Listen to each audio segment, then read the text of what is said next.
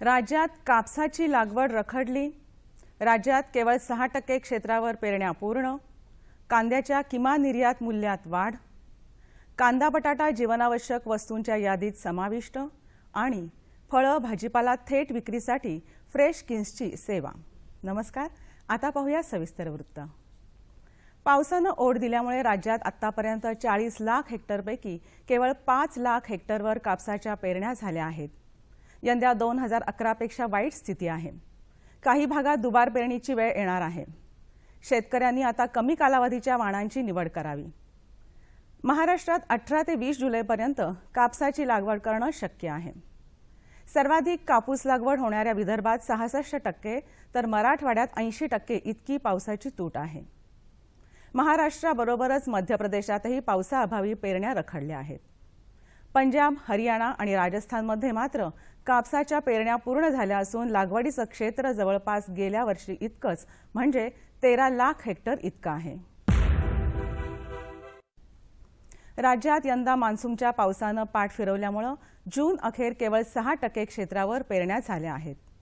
यंदा राज्यात जुलैचा पहिला आठवडा संपला तरीही मान्सून सक्रिय झालेला नाही, त्यामुळे पेरण्या खोळंबल्या आहेत। कृषी विभागानं दिलेल्या माहितीनुसार राज्यात जून अखेर 16 जिल्ह्यांमध्ये सरासरीच्या तुलनेत 25%पेक्षाही कमी पाऊस झाला आहे, तर 16 जिल्ह्यात 50%पेक्षाही कमी पाऊस झाला आहे। राज्याचे खरीपाचे सरासरी क्षेत्र 134,70,000 हेक्टर असून यापैकी अवघ्या 8,43,000 हेक्टरवर पेरण्या झाल्या आहेत। यामध्ये 5,47,000 हेक्टरवर कापसाची, 1,18,000 हेक्टर क्षेत्रावर सोयाबीनची पेरणी झाली आहे। तसंच कोल्हापूर विभागात 52,000 हेक्टरवर भाताची धूळ पेरणी झाली आहे। देशातील किरकोळ बाजारात कांद्याचे दर नियंत्रणात ठेवण्याच्या उद्देशानं केंद्र सरकारनं कांद्याचं किमान निर्यात मूल्य प्रति टन $500 इतकं वाढवलं आहे। प्रति किलो 30 रुपयांपेक्षा कमी दरात कांदा निर्यातीला परवानगी देण्यात येणार नाही। देशात मान्सूनच्या पावसाला होत असलेला विलंब आणि महाराष्ट्रासह अनेक राज्यात संभाव्य टंचाई व दुष्काळी स्थितीचा जाणकारांचा इशारा यामुळे MEPमध्ये वाढ करण्याचा निर्णय आंतरमंत्रालयीन समितीनं घेतला आहे। केंद्रीय वाणिज्य मंत्रालयानं प्रसिद्धीस दिलेल्या निवेदनात म्हटलं आहे की कांद्याची MEP $300 प्रति टन करूनही कांदा निर्यातीत काही घट दिसून आली नाही, त्यामुळे आता ही MEP $500 प्रति टन इतकी करण्यात आली आहे। कांदा आणि बटाट्याच्या भडकलेल्या किमती कमी करण्याच्या हेतूनं केंद्र सरकारनं त्यांचा जीवनावश्यक वस्तू कायद्यामध्ये समावेश करण्याचा निर्णय नुकताच घेतला आहे। या निर्णयामुळे कांदा आणि बटाट्याची साठेबाजी रोखण्याची आणि बाजारात त्याची उपलब्धता वाढवून किमती आटोक्यात आणण्याची जबाबदारी राज्य सरकारच्या शिरावर टाकण्यात आली आहे। साठेबाजी विरुद्ध राज्य सरकारनं कडक उपाययोजना करावी अशी केंद्राची अपेक्षा असल्याचं केंद्रीय कायदेमंत्री रविशंकर प्रसाद यांनी स्पष्ट केलं। फ्रेशकिन्स फूड्स इंडिया प्रायव्हेट लिमिटेड या कंपनीनं भाज्या व फळांचा शेतकऱ्यांकडून थेट ग्राहकांपर्यंत पुरवठा करण्याची सेवा सुरू केली आहे। त्यासाठी फ्रेशकिन्सनं महाराष्ट्र राज्य कृषी पणन मंडळाचे सहकार्य घेतलं आहे। कंपनी येत्या 1.5 वर्षात मुंबईत 300 आउटलेट सुरू करणार आहे, असं कंपनीचे मुख्य कार्यकारी अधिकारी अंजनेय भूतडा यांनी सांगितलं। फळं आणि भाजीपाल्याच्या पुरवठा साखळीतील मध्यस्थ कमी केल्यामुळे ग्राहकांना कमी वेळेत व रास्त दरात माल पुरवता येईल, असं श्री भूतडा यांनी सांगितलं। पणन मंडळाच्या संपर्कात 76,000 शेतकरी आहेत। त्यांच्यापर्यंत या विक्री साखळीची माहिती पोहोचवली जाणार आहे। मंचर, नाशिक व वाशी बाजार समितीमधून घाऊक खरेदी केली जाणार आहे. 15 जुलैपर्यंत पाऊस झाल्यास सोयाबीन, कापूस, संकरित ज्वारी, संकरित बाजरी, तूर, सूर्यफूल, घेवडा, तीळ इत्यादी पिकांची पेरणी करावी. आंतरपिकासाठी बाजरी अधिक तूर 2:1, सूर्यफूल अधिक तूर 2:1, सोयाबीन अधिक तूर 3:1, गवार अधिक तूर 2:1 याचा वापर करावा. तसंच खरीप कांद्यासाठी रोपवाटिका तयार करावी.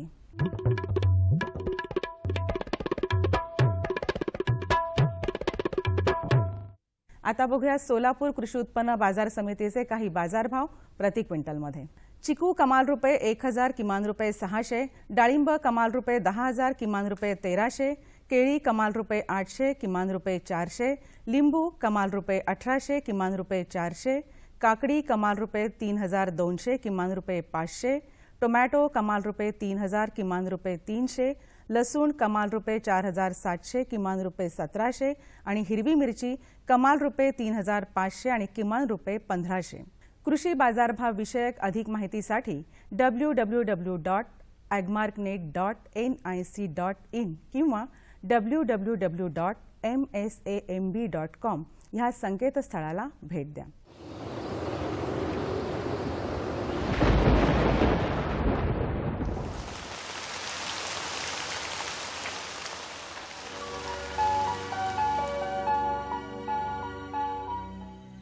कोकणात बऱ्याच ठिकाणी, विदर्भात काही ठिकाणी तसंच मध्य महाराष्ट्र आणि मराठवाड्यात तुरळक ठिकाणी पाऊस पडण्याची शक्यता आहे.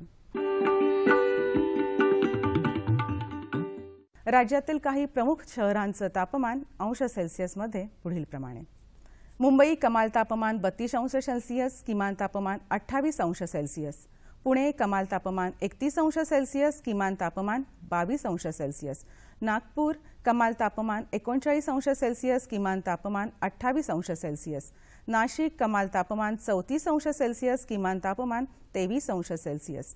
औरंगाबाद कमाल तापमान 35 अंश सेल्सिअस, किमान तापमान 24 अंश सेल्सिअस. कोल्हापूर कमाल तापमान 29 अंश सेल्सिअस, किमान तापमान 22 अंश सेल्सिअस. सांगली कमाल तापमान 32 अंश सेल्सिअस, किमान तापमान 23 अंश सेल्सिअस. सातारा कमाल तापमान 31 अंश सेल्सिअस, किमान तापमान 22 अंश सेल्सिअस आणि सोलापूर कमाल तापमान 34 अंश सेल्सिअस आणि किमान तापमान 24 अंश सेल्सिअस राहण्याची शक्यता आहे. हवामान विषयक अधिक माहितीसाठी भारतीय हवामान विभागाच्या www.imd.gov.in ह्या संकेतस्थळाला भेट द्या. या होत्या आजच्या कृषी वार्ता. पुन्हा भेटूया पुढील भागात. तोपर्यंत नमस्कार.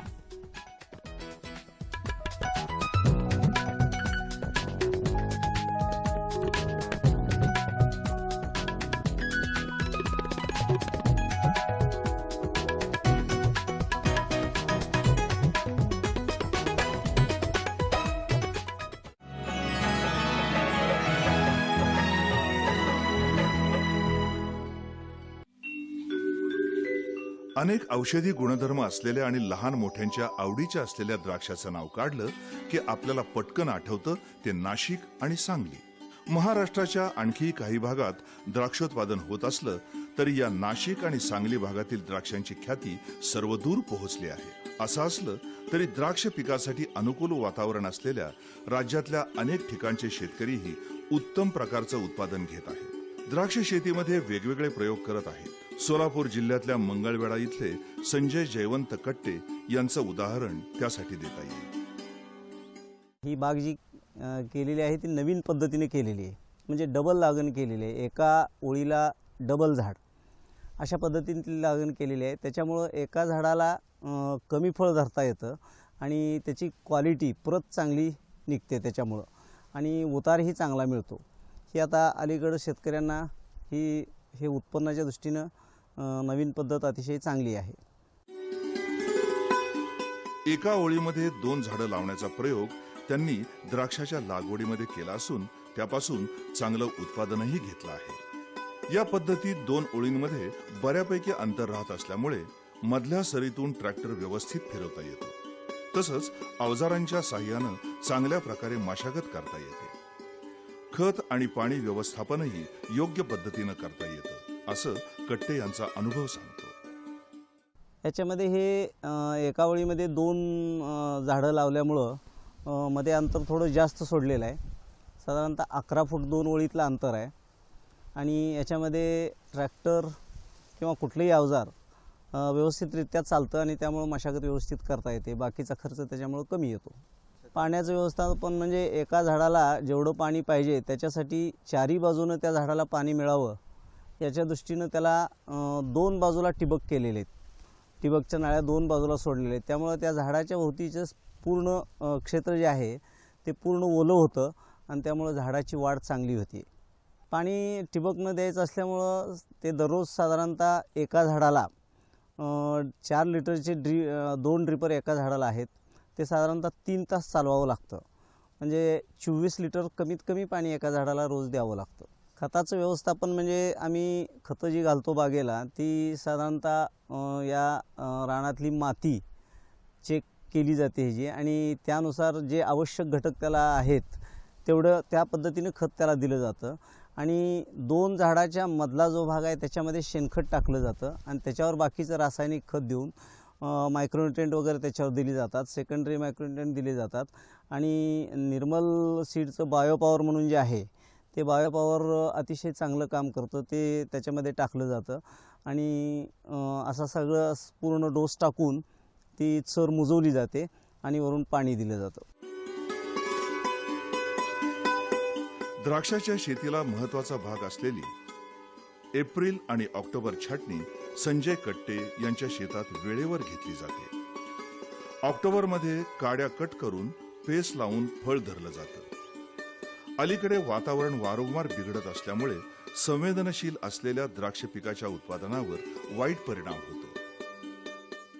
आता द्राक्षामध्ये साधारणतः जे कटिंग असतं ते वर्षातून 2 वेळा असतं. एक एप्रिल छाटणीला की ऑक्टोबर छाटणीला. एप्रिल छाटणीला पूर्ण काडी कट केली जाते, नवीन काडी तयार केली जाते आणि ऑक्टोबर छाटणीला फळ छाटणी असते. ते काड्या कट करून त्याला पेस्ट लावली जाते आणि त्याच्यानंतर ते फळ धरलं जातं. अलीकडं वातावरणामध्ये वरचेवर बदल व्हायला लागलेले आहेत आणि ह्या बदलामुळं द्राक्षावरचे जे रोग आहेत ते अलीकडं वाढायला लागलेले आहेत. त्यामुळे द्राक्षाचा जो उत्पादन खर्च आहे पहिल्यापेक्षा प्रचंड वाढलेला आहे. पहिला जो खर्च होता द्राक्षाचा त्याच्या जवळजवळ 3 पट खर्च आता द्राक्षाचा झालेला आहे आणि त्या मानानं द्राक्षाला भाव वाढलेले नाहीत. त्यामुळे सध्या शेतकरी द्राक्षामध्ये सध्या संकटामध्ये, कारण ज्या पटीत औषधाचे दर वाढत आहेत, ज्या पटीत मजुरी वाढते त्या पटीत द्राक्षाचे दर वाढत नाहीत. त्यामुळं शेतकऱ्याला म्हणावं तितकं उत्पन्न त्यातनं मिळत नाही आणि द्राक्ष शेतीमध्ये भयंकर कष्ट आहे. त्या मानानं उत्पादन मिळालं पाहिजे ही शेतकऱ्यांची अपेक्षा आहे. पिकावर रोग पडत असल्यामुळे त्याच्या नियंत्रणासाठी औषधांच्या खर्चात वाढ होते. त्यामुळे द्राक्षाच्या विक्री दरात वाढ झाली तरच द्राक्ष उत्पादक शेतकरी तग धरू शकेल, असं कट्टे आपल्या अनुभवावरून सांगतात. द्राक्षामध्ये महत्त्वाचा रोग आणि त्रास देणारा रोग म्हणजे डावणी रोग आणि दुसरा रोग भुरी रोग. हे 2 रोग महत्त्वाचे आहेत. हे 2 रोग यावर्षी तर शेतकऱ्यांना भयंकर त्रास दिलेला आहे या रोगाने आणि बाजारामध्ये दरवर्षी नवीन नवीन औषध येतात परंतु कुठल्याही औषधाला हे जुमानत नाहीत असे हे रोग आहेत. त्यामुळं याच्यावर वातावरण हे एकच उत्तर आहे. पण वातावरण वरचेवर बिघडत चालल्यामुळं, प्रदूषण होत असल्यामुळं वरचेवर शेतकऱ्याचा उत्पादन खर्च वाढत आहे. मशागत, पाणी आणि औषधांचं व्यवस्थापन अशा सगळ्या बाबी अभ्यासपूर्वक केल्यास नक्की यश मिळतं, हे कट्टे यांचे अनुभवाचे बोल आहे. नव्या शेतकऱ्यांनी त्यांचा आदर्श घ्यायला अजिबात हरकत नाही.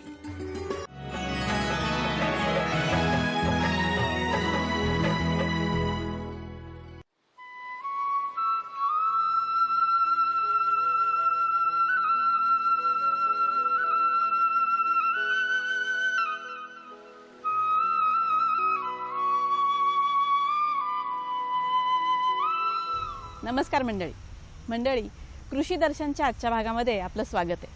आजच्या या भागामध्ये आपण वन्य जीवन व्यवस्थापन याविषयी माहिती मिळवणार आहे. वन्य जीवन व्यवस्थापन म्हटलं की नक्की काय असा मनात प्रश्न नक्कीच उद्भवला असेल. मुळात वन्य जीवन म्हणजे काय, किंवा बरेच वेळा तुम्ही ऐकलं असेल की संरक्षित क्षेत्र, पण म्हणजे नक्की काय, किंवा कोणते प्राणी पाळावेत, कोणते प्राणी पाळणं अवैध आहे. शिवाय प्राण्यांची तस्करी म्हणजे काय, हे सगळे अनेक प्रश्न तुमच्या मनात उद्भवले असतील. तसे ते माझ्याही मनात उद्भवलेत. म्हणूनच आपण आज भेटणार आहोत पुणे विभागाचे मुख्य वनसंरक्षक वन्यजीव श्री सुनील लिमये यांना. नमस्कार सर. नमस्कार. आमच्या कृषी दर्शन या कार्यक्रमात तुमचं स्वागत आहे. थँक्यू. सर, वन्यजीव वन विभाग असं म्हटलं की आमच्यासारख्या सामान्य माणसाला आठवतं ते अभयारण्य. आम्हाला तुम्ही सांगा की वन्यजीव नेमकं कुणाला म्हणायचं? बऱ्याच लोकांच्या मनात एक नेहमी शंका असते की वन विभाग नक्की काय काम करतो, वन विभागाचं काम काय आहे आणि मुख्य म्हणजे वन्यजीव म्हणजे काय. बऱ्याचदा लोकांचा संबंध कधी असतो की शहरामध्ये किंवा गावामध्ये आपल्या सोसायटीमध्ये माकडं आली किंवा मुंबईसारख्या ठिकाणी, नाशिकसारख्या ठिकाणी गावामध्ये बिबळ्या शिरला, तो लोकांना हे समजतं. तर आज वन विभाग जो आहे तो म्हणजे वनांशी संबंधित काम करणारा जो विभाग आहे तो म्हणजे वन विभाग. या विभागावर अनेक विभाग जोडलेला असतो, त्याचं नाव आहे पर्यावरण विभाग. त्यामुळे नेहमी म्हणताना असं म्हटलं की वन आणि पर्यावरण दोनांची एकमेकांची सांगड आहे. त्या वनांच्यासाठी, वन राखण्यासाठी, वन वाढवण्यासाठी जे काम एक विभाग करतो तो वन विभाग. आणि त्या वन विभागामध्ये आता वन्यजीवांविषयी जे काम अधिकारी करतात त्या म्हणतात वन्यजीव विभागाचे अधिकारी. मग आता प्रश्न असा येतो की वन्यजीव म्हणजे काय. तर आपल्याकडे एक वन्यजीव संरक्षण अधिनियम आहे 1972चा. त्या अधिनियमाच्या 6 आपल्याकडे अधिसूची आहेत. त्या अधिसूचींमध्ये ज्या ज्या प्राण्यांची नावे येतात असे सगळे प्राणी म्हणजे वन्यजीव. त्यामुळे वनांसाठी जे काम करतात, वन्यजीवांसाठी जे काम करतात ते वन विभागाचे अधिकारी. आणि अभयारण्य म्हणजे काय, तर आपल्याला जशी राहण्यासाठी शहरं आहेत तसं वन्यजीवांना आश्रय चांगला मिळावा, त्यांना खाद्य चांगलं मिळावून काही ठराविक जागा आपण राखून ठेवतो, त्याला अभयारण्य म्हणतात. जसं आपल्याकडचं भीमाशंकर अभयारण्य. भीमाशंकर म्हटल्यावर आपण काय म्हणतो की आपल्याकडे एक जी जायंट स्क्विरल आहे ज्याला आपण शेकरू म्हणतो, त्यासाठी राखून ठेवलेलं अभयारण्य ते भीमाशंकर. म्हणजे अभयारण्य हे वन्यजीवांसाठी असतं, शहरं ही माणसासाठी असतात. वनांसाठी जे काम करतात ते सगळे वन अधिकारी. सर, तुम्ही याचं खूप छान उत्तर दिलं. पण माझ्या मनात आणखीन एक शंका आहे की वन विभाग हे नक्की काय करतात. म्हणजे सर्वसामान्य माणसांपर्यंत हे पोहोचत नाही की काय नक्की त्यांचं काम आहे. तर आम्हाला जरा एक नीट समजावून सांगाल की वन विभाग नक्की काय करतात आणि या विभागात काम करणारे जे लोक आहेत, कर्मचारी म्हणा, की त्यांना काही वेगळं प्रशिक्षण असं दिलं जातं का? मी सांगितलं तर वन विभागाचं महत्त्वाचं काम आहे की जी आपल्याकडे वनं आहेत त्यांचं रक्षण करणं, वनं वाढवणं. वनं वाढवणं तुम्ही सगळ्यांनी बघितलं असेल की पावसाळ्यामध्ये आपण बऱ्याच ठिकाणी झाडं लावतो. झाडं लावणं म्हणजे वनांची निर्मिती करणं. आणि जे सध्या जे वन आहे त्या वनांना आपल्याला जे वाचवायला म्हणजे याला प्रोटेक्शन म्हणतात. जसं पोलीस असतात आपल्या सगळ्यांच्या संरक्षणासाठी, त्या वनांच्या संरक्षणासाठी आम्ही सगळेजण काम करतो. आता पोलीसची बहुतेक सगळ्या लोकांना सिस्टीम माहिती असते. आपल्या सगळ्यांना माहिती, रस्त्यात दिसतो तो कॉन्स्टेबल, त्याच्यावर हेड कॉन्स्टेबल, PSI, SP आपल्याकडे असतात. त्याच पद्धतीनं आमचं डिपार्टमेंट काम करतं. जो जंगलामध्ये सगळ्यात आधी पहिल्यांदा एखाद्या छोट्या जागेचं रक्षण करतो त्याला आमच्याकडे म्हणतात बीट गार्ड. म्हणजे जो सगळ्यात छोटं सांभाळतो. जसं आपला पोलिसांचा कॉन्स्टेबल असतो, त्याच्यावरती असतो आमचा, त्याला वनपाल म्हणतात. जसं आपल्याकडं हेड कॉन्स्टेबल असतो. सगळ्या लोकांना माहिती असणारा माणूस म्हणजे PSI. तसं आमच्याकडे असतो रेंज फॉरेस्ट ऑफिसर. म्हणजे साधारणपणे एक तालुक्याचं वनक्षेत्र जो सांभाळतो तो रेंज फॉरेस्ट ऑफिसर. जिल्ह्याला जसं कलेक्टर असतात, ज्याप्रमाणे SP असतात, त्यामुळे पूर्ण जिल्ह्याचं जे वनक्षेत्र सांभाळतो त्याला विभागीय वन अधिकारी किंवा DFO म्हणतात. मग त्याच्या वरचे अधिकारी असतात. दुसरं असं आहे की वन विभाग जी लोक काम करायला येतात ते सर्वजण जे असतात ते सगळे सायन्स ग्रॅज्युएट असतात. कारण का वन हे एक सायन्स आहे, म्हणजे फॉरेस्ट इज अ सायन्स. त्यामुळे ते शिकण्यासाठी सायन्स ग्रॅज्युएट लोकच असतात. फक्त जे वनरक्षक असतात ते 10वी किंवा 12वी झालेले असतात. त्याच्यानंतर वनपाल 12वी झालेले असतात. बाकीचे सगळे मात्र कमीत कमी ग्रॅज्युएट लागतात, सायन्स ग्रॅज्युएट. त्यामुळे एक तर शास्त्र शाखेतनं आले असं त्यांना शिकणं सोपं जातं. पण हे सगळं जरी शिकलं तरी शेवटी जंगलात एकदा आल्यानंतर जंगल राखणं म्हणजे प्रोटेक्शनचं जे काम ते सगळ्यात महत्त्वाचं आहे.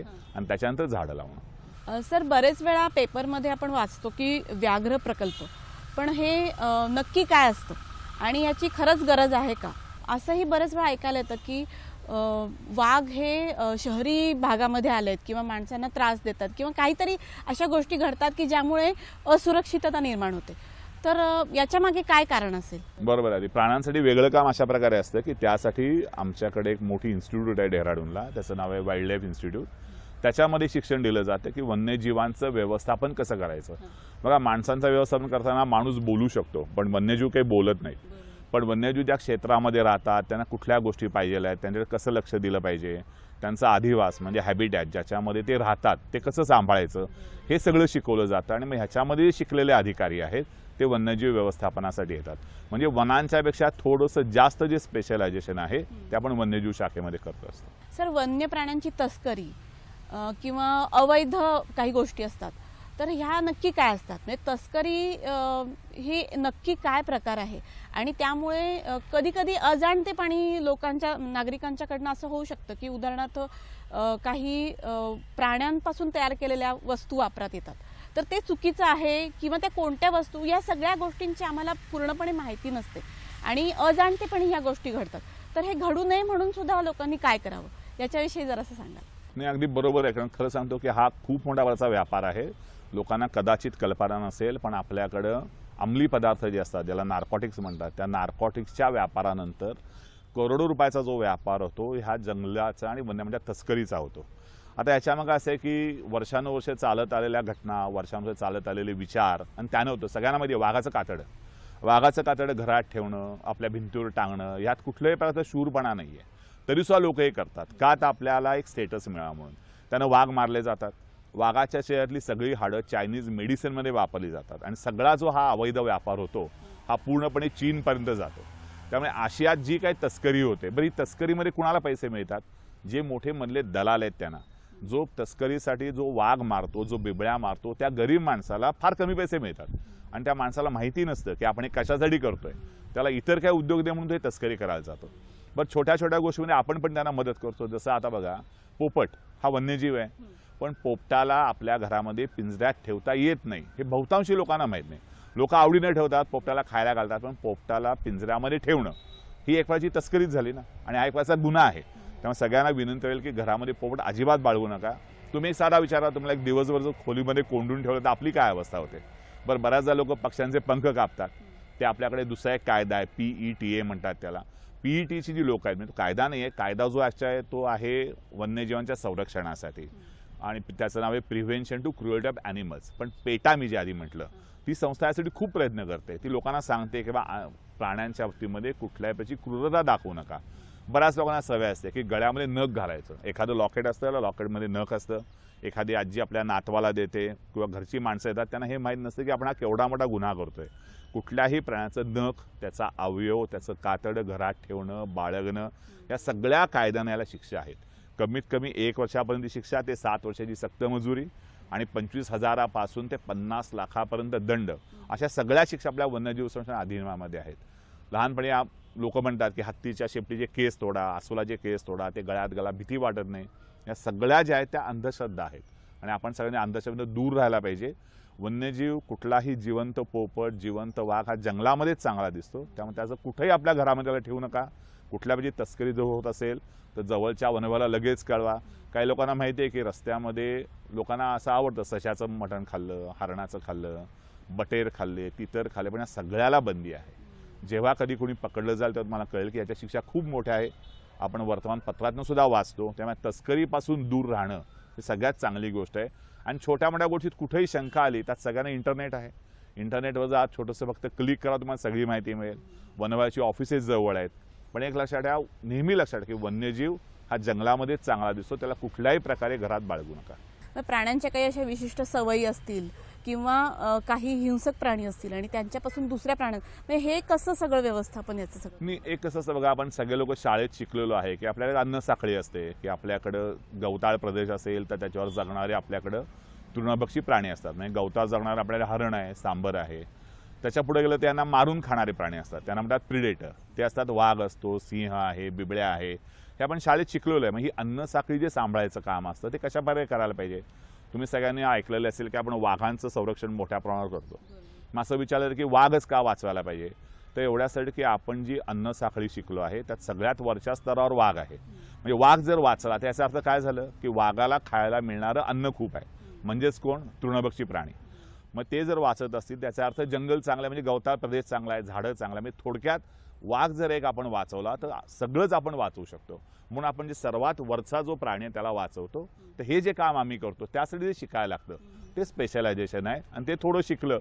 पण जेवढं हे शास्त्र आहे त्याच्यापेक्षा जास्त अनुभव आहे. लोक जेवढं जास्त जंगलाच्या जवळ राहतील, जंगलाची माहिती करतील, तेवढ्या चांगल्या प्रकारे आपल्याला वन्यजीवांचं व्यवस्थापन करता येतं. वन्यजीवांच्या रक्षणामध्ये नागरिकांचा सहभाग हा बहुमूल्य ठरतो. तुम्ही जे म्हणाला की बाजारात विक्रीला येतात, जसं आता लव बर्ड्स म्हणतात किंवा बजरीगर, हा प्राणी आपल्याकडे नाही आहे. भारतीय जो आपला अधिनियम आहे, वन्यजीव संरक्षण अधिनियम, त्यात फक्त भारतात सापडणाऱ्या प्राण्यांच्या शिकारीला बंदी आहे. म्हणून बाहेरून जे बजरीगर आणले जातात त्याला सुद्धा फार क्रूरतेनं वागवलं जातं. त्यासाठी तो वेगळा कायदा आहे, prevention of cruelty to animals. तर त्याचा भंग होऊ देऊ नका. आणि बजरीगरच्या नावाखाली जे आपल्याकडे मुनिया मिळतात त्यांना रंगवून आणलं जातं.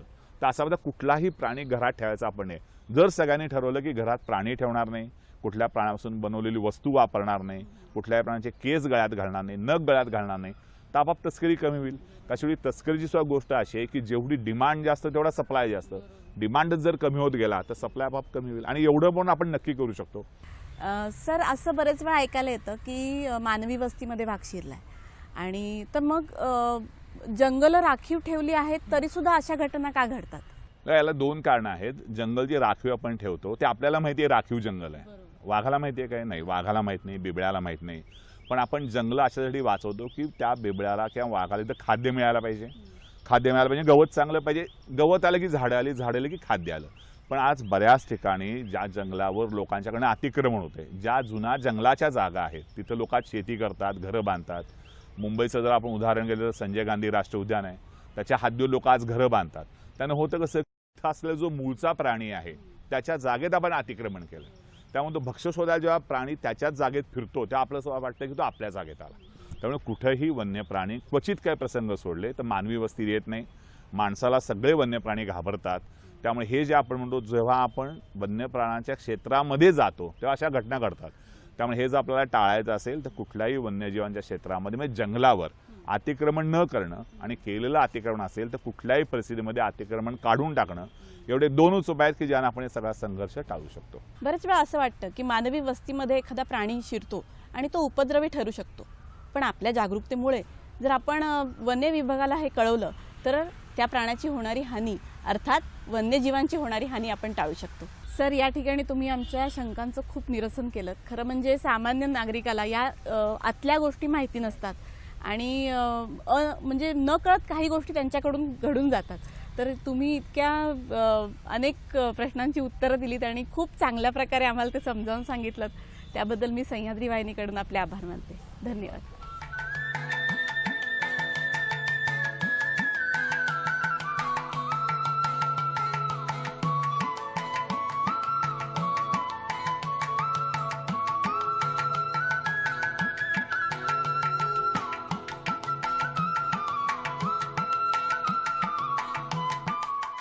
आमचा पत्ता निर्माता कृषी दर्शन, दूरदर्शन केंद्र पुणे. आमचे ईमेल आयडी असे आहे ddkpunekrishi@hotmail.com आणि ddkpunekrishi@rediffmail.com.